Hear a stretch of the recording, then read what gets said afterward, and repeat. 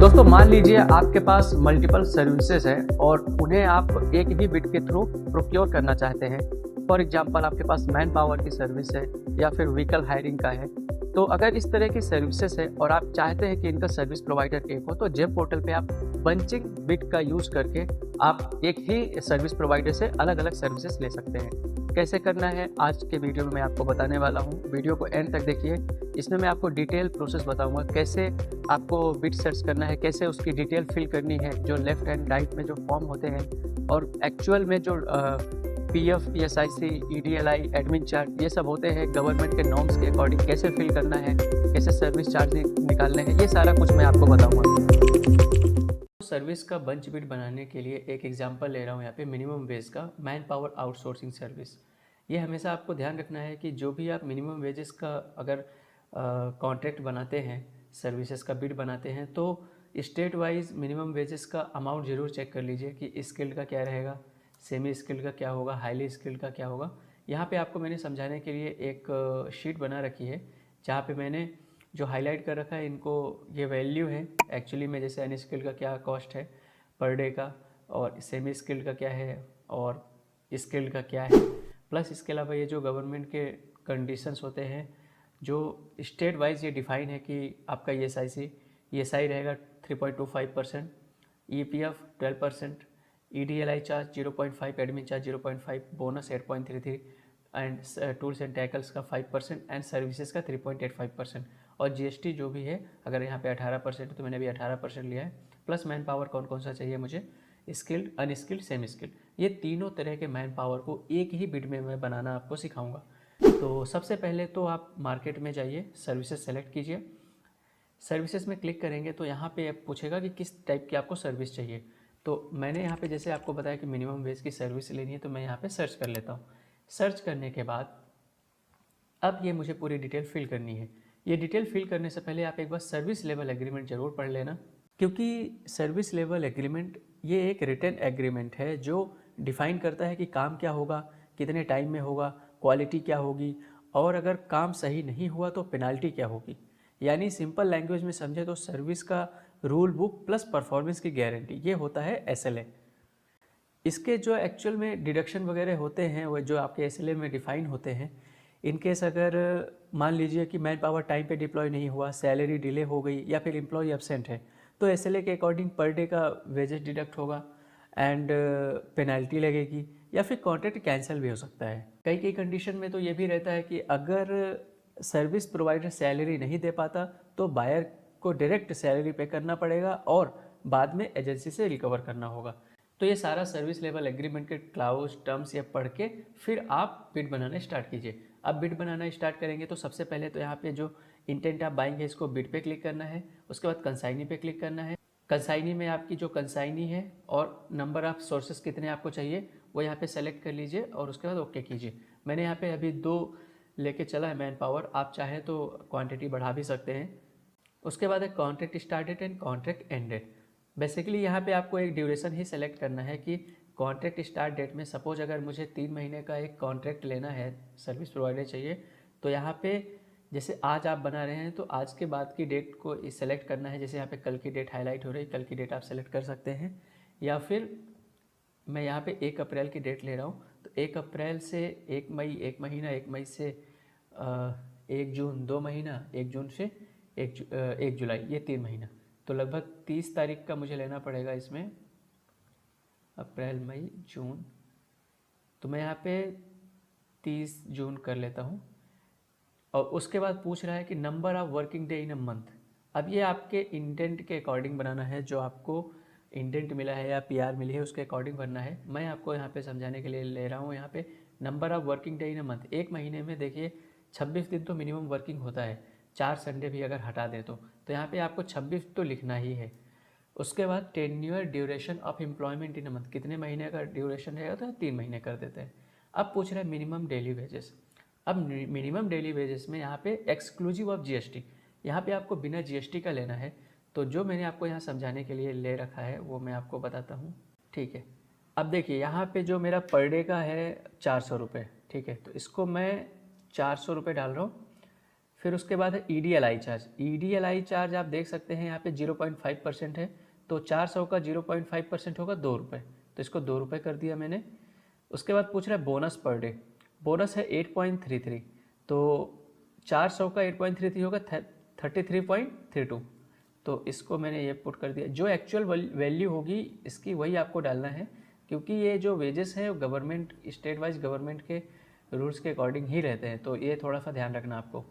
फिर उसके बाद आता है प्रोविडेंट फंड, यानी EPF आपका रहेगा 48 रुपये, 12% होता है तो 48 हो जाएगा। ESI हो जाएगा आपका 13 रुपये, ये रहता है 3.25%। उसके बाद EPF admin charge, admin charge भी रहता है आपका 0.5%, तो ये भी आपका 2 रुपये हो जाएगा।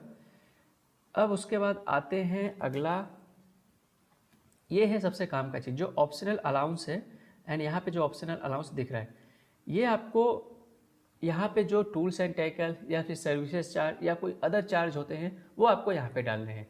तो फॉर एग्जांपल मैं यहाँ पे मान लीजिए कि मेरे टूल्स एंड टैकल्स का यहाँ पे चार्ज लेना है जो मेरा 5% है, तो वो मुझे यहाँ पे पुट करना है। कितना आ रहा है? 24 रुपये 92 पैसे। यहाँ पे आप देख सकते हैं 24 रुपये 92 पैसे है, तो इसको मैंने 24 रुपये 92 पैसे कर दिया। दूसरा है सर्विस चार्ज, सर्विस चार्ज रहेगा 3.85%, ये गवर्नमेंट के नॉर्म्स के अकॉर्डिंग रहेगा यहाँ पे। लेकिन एक चीज़ ध्यान रखना है कि सर्विस चार्ज आपको विदाउट GST लेना है, तो 3.85 को अगर विदाउट GST निकालेंगे 3.85 डिवाइडेड 1.18, तो ये हो जाएगा 3.267, तो इसको 3.26 से रखेंगे, तो 3.26, तो ये आपका 17 रुपये 6 पैसे सर्विस चार्ज होगा, तो इसको 17 रुपये 6 पैसे मैंने सर्विस चार्ज लिख दिया। अब यहाँ पे मेरे पास और कोई अलाउंस नहीं है, तो मैं इसको 0 रख रहा हूँ। उसके बाद estimated number of overtime hour, इसको भी मैं 0 रख रहा हूँ। एंड ये वाला है रिम्यूनरेशन पर रिसोर्स पर आवर, ये भी मैं 0 रख रहा हूँ। अगर आपके पास ये भी है तो आप डाल सकते हैं, अगर नहीं है तो कोई बात नहीं। अब नीचे आए, यहाँ पे दिखेगा आपको टाइटल फॉर ऑप्शनल अलाउंस 1, जो मेरा ऑप्शनल अलाउंस 1 था इसका टाइटल देना है, तो ये टाइटल यहाँ पे मैं लिख देता हूँ टूल्स एंड टैकल्स। दूसरा पूछ रहा है ऑप्शनल अलाउंस 2 का टाइटल रहेगा, यहाँ पे हो जाएगा सर्विस चार्ज। इसी तरह से अगर आपका तीसरा भी है तो यहाँ पे आप उसका टाइटल दे सकते हैं। अब यहाँ पे सर्च में क्लिक कीजिए। इतनी डिटेल फिल करने के बाद जब आप सर्च में क्लिक करेंगे तो जितने सर्विस प्रोवाइडर होंगे वो यहाँ पे विजिबल होने लगेंगे। अब यहाँ पे एक ही विजिबल हो रहा है। अब यहाँ पे अब आप फिल्टर कीजिए आपको किस तरह का मैन पावर चाहिए। 2 मैन पावर तो आपने सेलेक्ट कर लिए थे, अब उसमें से कौन सी कैटेगरी का चाहिए। तो ये जो 400 रुपये मैंने सेलेक्ट किया है ये अनस्किल्ड का है, तो यहाँ पे मुझे सेलेक्ट करना पड़ेगा अनस्किल्ड। अब अनस्किल्ड में कौन से आते हैं, लेबर आते हैं, मजदूर आते हैं, मुझे यहाँ पे सेलेक्ट करना पड़ेगा not required. Educational qualification labour मजदूर का तो कुछ चाहिए नहीं, तो नॉट रिक्वायर्ड कर देते हैं। उसके बाद आएगा टाइप ऑफ फंक्शन, तो यहाँ पे ना एडमिन, फाइनेंस, IT ये सब ने मैं अदर सेलेक्ट कर लेता हूँ। उसके बाद है लिस्ट ऑफ प्रोफाइल, यहाँ पे देखिए अलग अलग प्रोफाइल दिख रही है, किस तरह का आपको प्रोफाइल चाहिए, तो मैं मजदूर या लेबर सेलेक्ट कर रहा हूँ क्योंकि अनस्किल्ड में यही आएंगे। उसके बाद आएगा स्पेशलाइजेशन, स्पेशलाइजेशन में यहाँ पे नॉट रिक्वायर्ड हो जाएगा। उसके बाद है पोस्ट ग्रेजुएशन, यहाँ पे ये भी नॉट रिक्वायर्ड हो जाएगा। स्पेशलाइजेशन फॉर PG ये भी नॉट एप्लीकेबल रहेगा। उसके बाद है एक्सपीरियंस, ये 0 to 3 ईयर। ये इतने जो फिल्टर है वो सारा मैंने सेलेक्ट कर लिया। अब मुझे यहाँ पे दिखेगा add to cart, preview formula and report this offer, तो मुझे ऐड टू कार्ट पे क्लिक करना है। अब जब मैं ऐड टू कार्ट पे क्लिक कर दूंगा तो यहाँ पे आप देख सकते हैं ये ऐड टू कार्ट पे आ गया है। साथ ही यहाँ पे आप इसको जूम कीजिए, यहाँ पे मैं आपको दिखा रहा हूँ you can add more item of, ये इस तरह की 25 और कैटेगरी दिख रही है जो इसी तरह की सर्विसेज को आप और ऐड कर सकते हैं। तो जो बंचिंग वाली सिचुएशन होती है वो यहीं से होती है। तो अब आप जो भी यहाँ पे सर्विस ऐड करेंगे तो वो सेम कार्ट में ऐड करने का ऑप्शन दिखेगा। या फिर दूसरा तरीका है, अब आप सिंपल वापस से सर्विसेज में जाइए, सर्विसेज में जाएंगे, फिर से आप सेम सर्विस सेलेक्ट कर लीजिए, यहाँ आ जाएगा मिनिमम वेज। अब जब मिनिमम वेज सेलेक्ट करेंगे तो सबसे ज़रूरी चीज़ देखेंगे आपको शुरू में अब वापस से कॉन्ट्रैक्ट स्टार्ट डेट और एंड डेट नहीं डालना पड़ेगा, क्योंकि सेम चीज़ का आप कॉन्ट्रैक्ट बना रहे हैं, तो ये आपको एक ऑप्शन देगा आगे चल के चेंज करने का। इन केस अगर आप चाहते हैं कि जो कॉन्ट्रैक्ट की स्टार्ट डेट और एंड डेट है ये चेंज हो जाए, मुझे अलग बिट बनाना है, तो ये जो यहाँ पे दिख रहा है हाईलाइट होके, क्लिक हियर पे क्लिक कीजिए तो ये जो है डेट स्टार्ट और एंड डेट वो सेलेक्ट कर सकते हैं, चेंज कर सकते हैं। 90 दिन की बजाय 60 दिन या 1 साल, जो भी आप चाहें वो रख सकते हैं।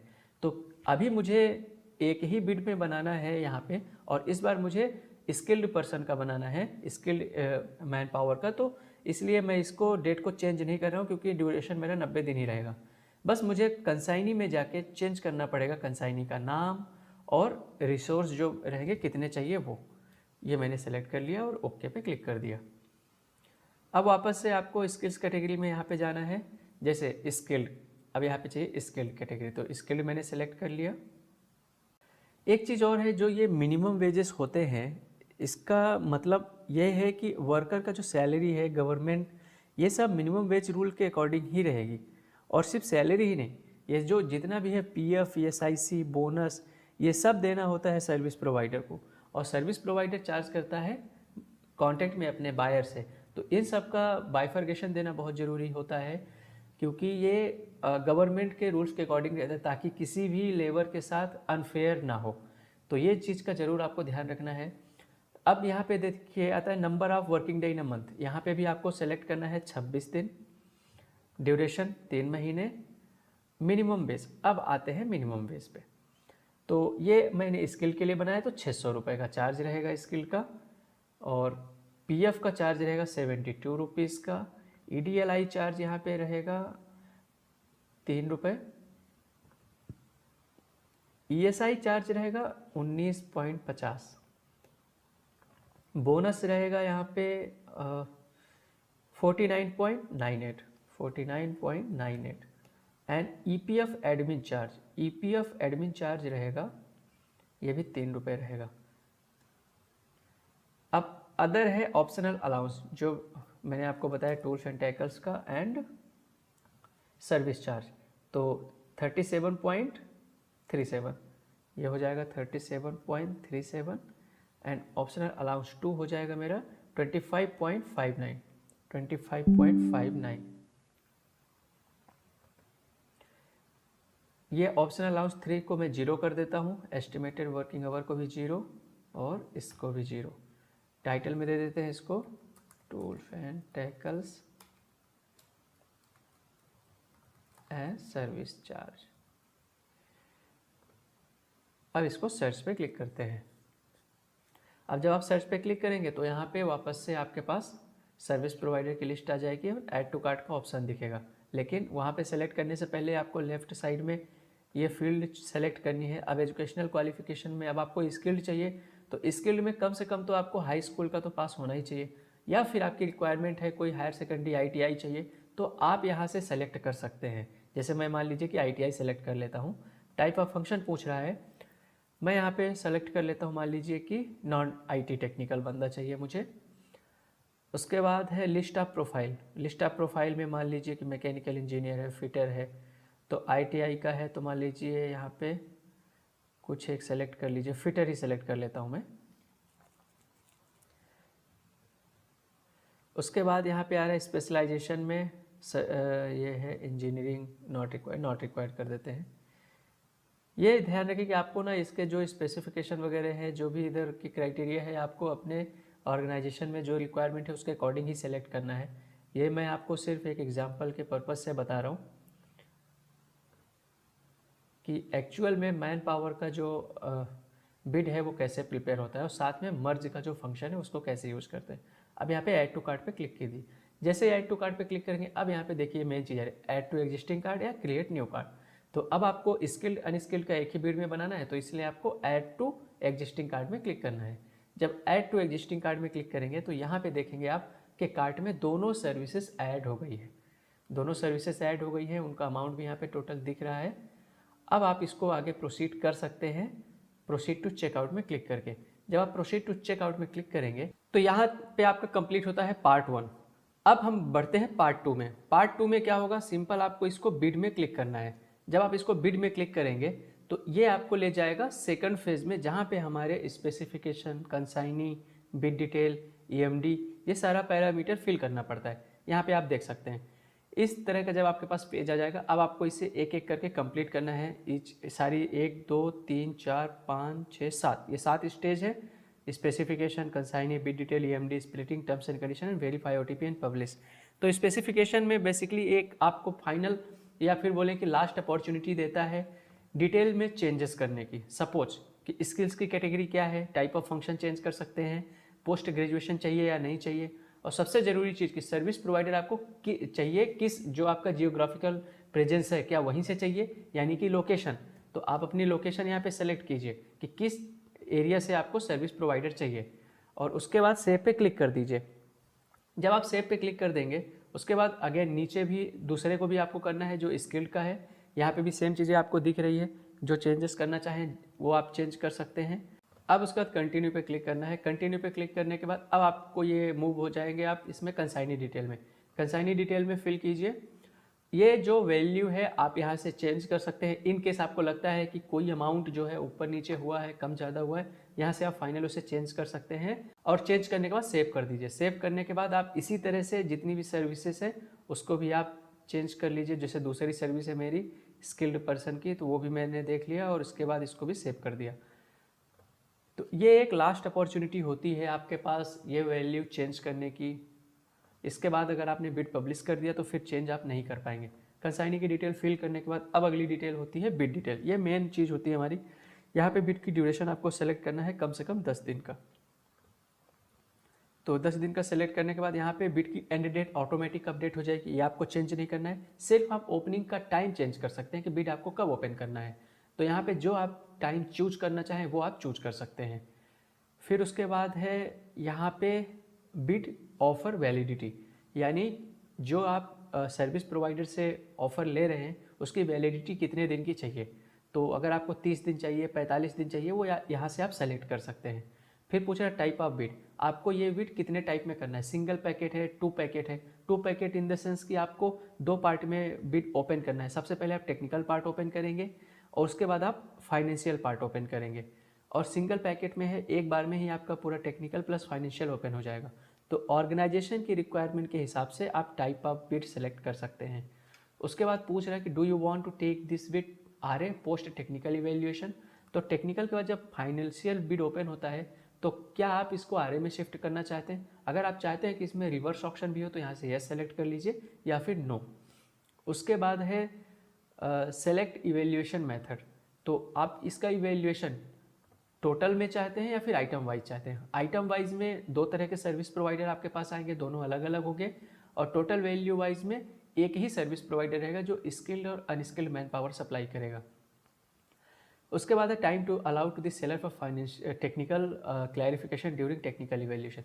जब आप टेक्निकल इवैल्यूएशन करेंगे और इनकेस कुछ आपको डॉक्यूमेंट की रिक्वायरमेंट पड़ती है और आप क्लैरिफिकेशन जेम पोर्टल पे रेज करते हैं, तो आप कितने दिन का सेलर को टाइम देना चाहते हैं ये पूछ रहा है। तो अगर 2 दिन देना चाहते हैं तो मिनिमम 2 दिन और मैक्सिमम 20 दिन आप सेलेक्ट कर सकते हैं। तो 2 दिन मैं यहाँ पे सेलेक्ट करता हूँ। उसके बाद बिड की एस्टिमेटेड वैल्यू, यहाँ पे आपको बिड की एस्टिमेटेड वैल्यू डालनी है। फॉर एग्जांपल मान लीजिए कि आपके पास स्किल के लिए है 1 लाख रुपए और अनस्किल्ड के लिए है 80,000 रुपये। ये सेलेक्ट करके आप इसको सेव कर दीजिए। सेव करने के बाद अब यहाँ पे पूछ रहा है कि do you want to display bid estimated value in bid document, क्या आप ये अमाउंट दिखाना चाहते हैं बिड में। तो इसको यस सेलेक्ट कीजिए, क्योंकि कॉन्ट्रैक्ट का केस है, दिखाना ज़्यादा बेटर रहेगा और सिस्टम अलाउ भी करता है उसको डिस्प्ले के लिए। तो इसको यस कर देते हैं आप। उसके बाद एडवाइजरी है the submitted value shall be considered for EMD and bid eligibility criteria as publish in bid document. क्योंकि सर्विस का केस है और आपको ईएमडी वगैरह भी मान लीजिए लेना है तो ये इसी वैल्यू से कंसीडर किया जाएगा। अब उसके बाद होता है MII compliance in this procurement subject to public procurement preference to MII order 2017। ये यस ही सेलेक्ट करना है। अगर नो करेंगे तो आपको यहाँ पे अप्रूवल वगैरह लेके डालना पड़ेगा, तो इसलिए इसको यस ही सेलेक्ट करें। उसके बाद कॉन्ट्रैक्ट का ड्यूरेशन पूछ रहा है, तो यहाँ पे मैंने 3 महीना सेलेक्ट किया है। 1 दिन आ रहा है, इसको 0 कर देते हैं। एलिजिबिलिटी क्राइटेरिया अगर है तो यहाँ पे डालिए, नहीं है तो कोई बात नहीं। पास्ट एक्सपीरियंस आपको सिमिलर सर्विस का चाहिए कि नहीं, तो यहाँ पे नो कर दीजिए। अगर चाहिए तो यस कर दीजिए। अब मिनिमम नंबर ऑफ ऑफर, कितने आपको मिनिमम चाहिए। मान लीजिए कि आपको भाई चाहिए कि 2 सर्विस प्रोवाइडर तो आने ही चाहिए, और पूछ रहा है कि number of days for which bid would be auto extend, कितने दिन के लिए आप ऑटो एक्सटेंशन करना चाहते हैं। अगर आपके पास 2 ऑफर नहीं आते तो यहाँ पे अगर मान लीजिए 4 सेलेक्ट करेंगे, तो अगर 2 ऑफर नहीं आएंगे तो 4 दिन के लिए ये बिड ऑटोमेटिक एक्सटेंशन हो जाएगी। लेकिन कितनी बार होगी, यहाँ पे आपको काउंट भी सेलेक्ट करना है, 1, 2 या 3। तो मान लीजिए 2 बार आपने सेलेक्ट किया, तो अगर 2 ऑफर आपके पास नहीं आएंगे एक बार में, तो ये ऑटोमेटिक 4 दिन के लिए डेट बढ़ जाएगी, और अगर दूसरी बार भी नहीं आएंगे तो फिर 4 दिन के लिए बढ़ जाएगी। इसका ये मतलब होता है। उसके बाद डॉक्यूमेंट रिक्वायर्ड फ्रॉम सेलर, आपको सेलर से क्या डॉक्यूमेंट चाहिए वो आप यहाँ पे सेलेक्ट कर सकते हैं। और सबसे ज़रूरी मेन होता है additional doc 1 request in ATC. ये आप सबसे बेस्ट रहेगा कि एटीसी में जितनी भी तरह की रिक्वायरमेंट है, सर्विस प्रोवाइडर कहाँ से चाहिए, कैसा चाहिए, आप सारा एलिजिबिलिटी वगैरह सब कुछ इसी में डाल दीजिए। और सेलर या सर्विस प्रोवाइडर जब भी अपना पार्टिसिपेट करेगा वो आपका एटीसी रेफर करके ही पार्टिसिपेट करेगा। फिर पूछा do you want to show document uploaded by bidder to all bidder participation in bid, तो इसको यस सेलेक्ट कर लीजिए। जो दूसरे बिडर है वो एक दूसरे को डॉक्यूमेंट दे सकते हैं, तो ये आपको यस करना है।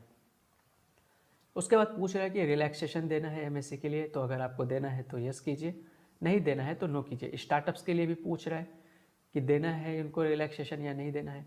बेसिकली एमएससी या फिर एमआईआई का जो प्रेफरेंस है वो हम स्प्लिटिंग एमएससी एमआईआई वाले सेक्शन में देंगे, इसलिए मैं यहाँ पे इसको नो सेलेक्ट करता हूँ। अब उसके बाद पूछता है कि ये जो टेंडरिंग का पर्पज़ है ये क्या रहेगा आपका, ओपन टेंडर, लिमिटेड टेंडर या सिंगल टेंडर। तो अगर आपका लिमिटेड रहेगा तो लिमिटेड सेलेक्ट कीजिए, यहाँ पे आपको सेलर आईडी और पैन कार्ड लगेगा। ये सिंगल के लिए भी सेम चीज़ है। ओपन के लिए कुछ भी नहीं है, आप नॉट रिक्वायर्ड करेंगे तो यह ओपन टेंडर रहेगा। एक्सेल अपलोड रिक्वायर्ड, नो, अगर यस है तो यस कर सकते हैं। Weather financial document indicating price breakup required, इसको यस कर दीजिए, क्योंकि प्राइस ब्रेकअप चाहिए रहेगा आपको, जैसे कि पीएफ, एसआईसी, ये सारा कुछ आप ले रहे हैं तो ये ज़रूरी है। उसके बाद पूछता है स्कोप ऑफ वर्क, यहाँ पे आपको जो आपका एडिशनल टर्म्स एंड कंडीशन का डॉक्यूमेंट यानी कि एटीसी है उसको यहाँ पे आपको अपलोड करना है, तो ये आपको हमेशा ध्यान रखना है। और यहाँ पे आप अपलोड के बाद यहाँ पे लिख दीजिए कि एज पर एटीसी, तो जो भी है सेलर उसको या सर्विस प्रोवाइडर उसको रेफरेंस में ले लेंगे। इसको भी मैंने एज पर एटीसी कर दिया। अब उसके बाद है एक और ये पे हाईलाइट हो रहा है जो कि मैंडेटरी है, buyer needed to undertaking minimum wage. तो जो आपके स्टेट का मिनिमम वेज का टर्म्स है उसको यहाँ पे ज़रूर अपलोड कर दीजिए। एंड उसके बाद है लोड बेस्ड, ये लीस्ट कॉस्ट मेथड बेस्ड, इसको नो ही रखेंगे। इस प्री बिड इंटरेक्शन रिक्वायर्ड, ये भी नो रहेगा।